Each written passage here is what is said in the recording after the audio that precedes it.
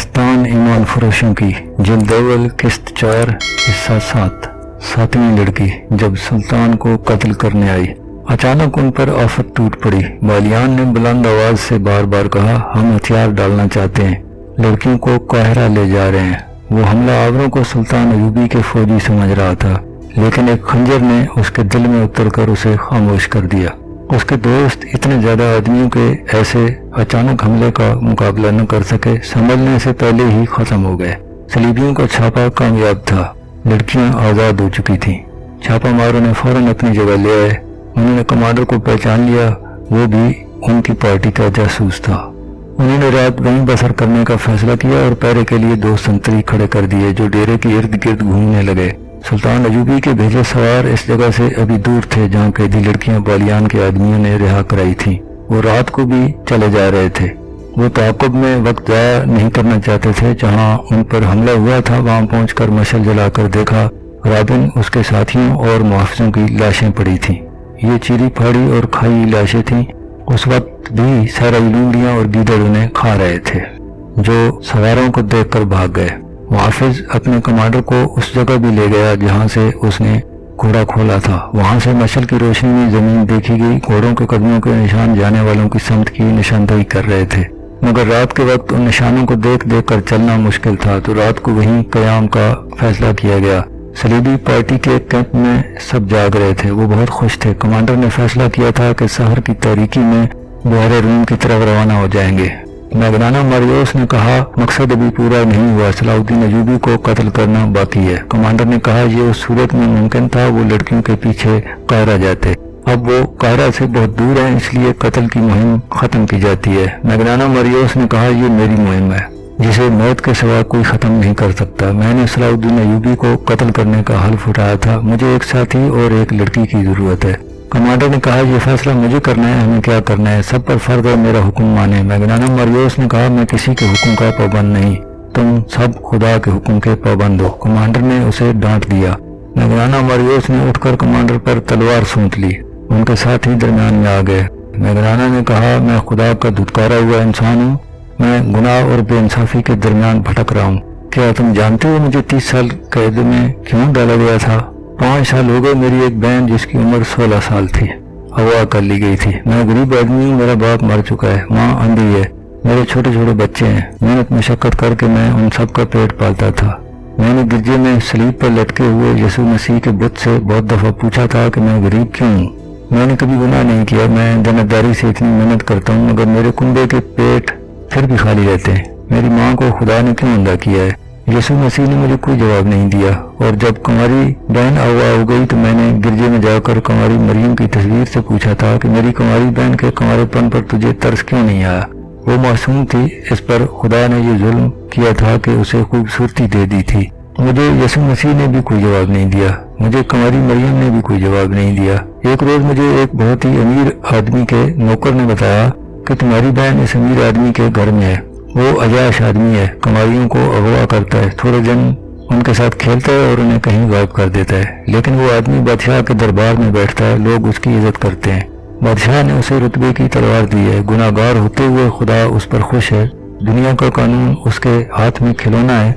मैं उसके घर गया और अपनी बहन वापस मांगी। उसने मुझे धक्के देकर अपने माल से निकाल दिया। मैं फिर गिरजे में गया, यीशु मसीह के बुत और कुंवारी मरियम की तस्वीर के आगे रोया, खुदा को पुकारा, मुझे किसी ने जवाब नहीं दिया। मैं गिरजे में अकेला था। पादरी आ गया, उसने मुझे डांट कर गिरजे से निकाल दिया। कहने लगा, यहाँ से 2 तस्वीरें चोरी हो चुकी हैं, निकल जाओ वरना पुलिस के हवाले कर दूंगा। मैंने हैरान होकर उससे पूछा, क्या ये खुदा का घर नहीं है? उसने जवाब दिया, तुम मुझसे पूछे बगैर खुदा के घर में कैसे आए? अगर गुनाहों की माफी मांगनी है तो मेरे पास आओ, अपना गुनाह बयान करो, मैं खुदा से कहूंगा कि तुम्हें बख्श दे। तुम खुदा से बराह रास्त कोई बात नहीं कर सकते, जाओ निकलो यहाँ से। और मेरे दोस्तों, मुझे खुदा के घर से निकाल दिया गया। वो ऐसे लहजे में बोल रहा था कि सब पर सन्नाटा तारी हो गया। लड़कियों के आंसू निकल आए। सहरा की रात के सुकूत में उसकी बातों का तासर सब पर तिलिस्म बन गया। वो कह रहा था, मैं पादरी को, यीशु मसीह के बुत को, कुंवारी मरियम की तस्वीर को और उस खुदा को जो मुझे गिरजे में नजर नहीं आया, शक की नजरों से देखता निकल आया। घर गया तो अंधी माँ ने पूछा, मेरी बच्ची आई या नहीं? मेरी बीवी ने पूछा, मेरे बच्चों ने पूछा। मैं बुत की तरह चुप रहा, मगर मेरे अंदर से एक तूफान उठा और मैं बाहर निकल आया। मैं सारा दिन घूमता फिरता रहा। शाम के वक्त मैंने एक खंजर खरीदा और दरिया के किनारे टहलता रहा। रात खासी अंधेरी हो गई तो मैं एक तरफ चल पड़ा। मुझे उस महल की बत्तियां नजर आईं जहां मेरी बहन कैद थी। मैं तेजी से उस महल के पिछवाड़े में चला गया। मैं इतना चालाक और होशियार आदमी नहीं था, लेकिन मुझ में चालाकी आ गई। मैं पिछले दरवाजे से अंदर चला गया। महल के किसी कमरे में शोर शराबा था, शायद कुछ लोग शराब पी रहे थे। मैं एक कमरे में दाखिल हुआ तो एक नौकर ने मुझे रोका। मैंने खंजर उसके सीने पर रखा और अपनी बहन का नाम बताकर पूछा वो कहाँ है। नौकर मुझे अंदर की सीढ़ियों से ऊपर ले गया और एक कमरे में दाखिल करके कहा यहाँ है। मैं अंदर गया तो मेरे पीछे दरवाजा बंद हो गया। कमरा खाली था। दरवाजा खुला और बहुत से लोग अंदर आए। उनके पास तलवारें और डंडे थे। मैंने कमरे की चीजें उठा कर उन पर फेंकनी शुरू कर दी। बहुत तोड़ फोड़ की। उन्होंने मुझे पकड़ लिया, मुझे मारा पीटा। मैं बेहोश हो गया। होश में आया तो मैं हथकड़ियों और बेड़ियों में जकड़ा हुआ था। मेरे खिलाफ इल्जामात ये थे कि मैंने डाका डाला, बादशाह के दरबारी का घर बर्बाद किया और 3 आदमियों को कत्ल की नीयत से जख्मी किया। मेरी फरियाद किसी ने न सुनी और मुझे 30 साल कैद सुनाकर कैद खाने के जहन्नुम में फेंक दिया। अभी 5 साल पूरे हुए हैं। मैं इंसान नहीं रहा। तुम कैद खाने की सख्तियां नहीं जानते। दिन के वक्त मवेशियों जैसा काम लेते हैं और रात को कुत्तों की तरह जंजीर डालकर कोठरियों में बंद कर देते हैं। मुझे कुछ मालूम नहीं था कि मेरी अंधी माँ जिंदा है या मर चुकी है। मेरी बच्चों का भी कुछ पता नहीं था। मुझे खतरनाक डाकू समझकर किसी से मिलने नहीं दिया जाता था। मैं हर वक्त सोचता रहता कि खुदा सच्चा है या मैं सच्चा हूँ। सुना था कि खुदा बेगुनाहों को सजा नहीं देता, मगर मुझे खुदा ने किस गुनाह की सजा दी थी? मेरे बच्चों को किस गुनाह की सजा दी थी? मैं 5 साल इसी उलझन में मुब्तला रहा। कुछ दिन गुजरे, फौज के 2 अफसर कैद खाने में आए। वो इस काम के लिए जिसके लिए हम आए हुए हैं आदमी तलाश कर रहे थे। मैं अपने आप को पेश नहीं करना चाहता था क्योंकि ये बादशाहों के लड़ाई झगड़े थे।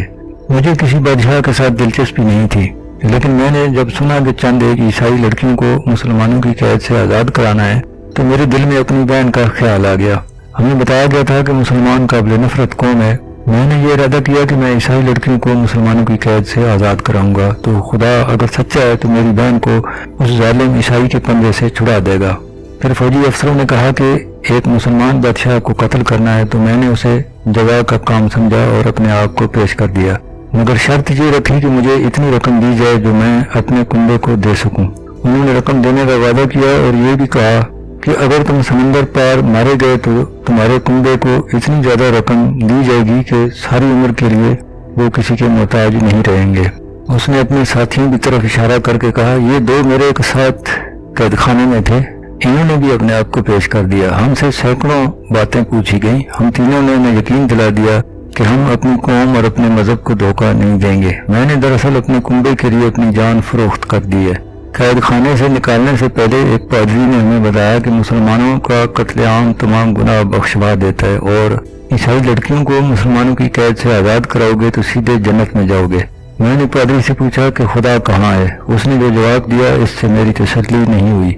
मैंने सलीब पर हाथ रखकर हलफ उठाया। हमें बाहर निकाला गया। मुझे मेरे घर के लिए ले गए। मेरे घर वालों को उन्होंने बहुत सी रकम दी। मैं मुतमईन हो गया। अब मेरे दोस्तों, मुझे अपना हलफ पूरा करना है। मैं देखना चाहता हूँ कि मेरा खुदा कहाँ है। क्या एक मुसलमान बादशाह को कत्ल करके खुदा नजर आ जाएगा? हमारे ने कहा, तुम पागल हो। तुमने जितनी बातें की इनमें मुझे अकल की जरा सी भी बू नहीं आई। उसके एक साथी ने कहा, इसने बहुत अच्छी बातें की हैं, मैं इसका साथ दूंगा। लगनाना ने लड़कियों की तरफ देखकर कहा, मुझे एक लड़की की जरूरत है। मैं लड़की की जान और इज्जत का जिम्मेदार हूँ। लड़की के बगैर मैं सलाउद्दीन अयूबी तक नहीं पहुँच सकूंगा। मैं जब से आया हूँ यही सोच रहा हूँ, सलाउद्दीन अयूबी से तन्हाई में किस तरह मिल सकता हूँ।